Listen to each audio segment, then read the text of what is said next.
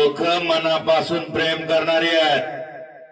त्यांना माहिती आहे की या जवळा सर्कल मध्ये आता हरित क्रांती होणार आहे, काम होणार आहे. त्यांच्या हक्काचा, त्यांचा विश्वासाचा माणूस त्यांनी निवडलाय म्हणून एवढे ऐकायला आले. बरोबर आहे, कारण त्यांना माहिती आहे त्यांच्यातलाच एका शेतकऱ्याचा गुरराख्याचं पोरग उभा आहे म्हणून बघायला आले, म्हणून बघायला आले. कारण सगळ्या गोष्टीची मनापासून नाना वाट बघत होतो.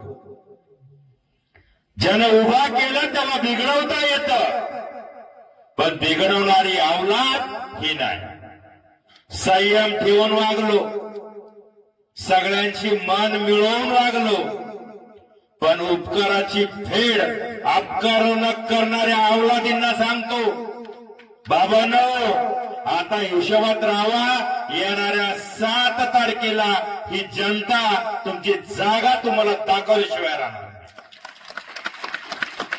अहो एखाद्यावर बोला, किती बोला, विकासाचं बोला, तुमची पदं मोठी आहेत, तुम्ही आजी माझे आहात.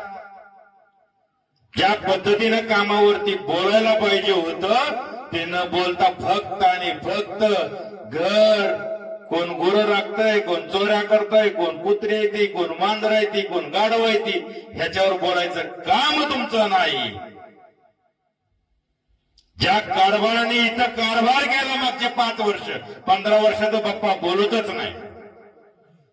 ज्या कारभाराने या ठिकाणी काम केलं 5 वर्ष, त्या कामगाराने नेमका निधी घालवला कुठं? कारण निधी वाटपाच्या वेळेस हे सगळेच एकत्र बसून वाटायचे.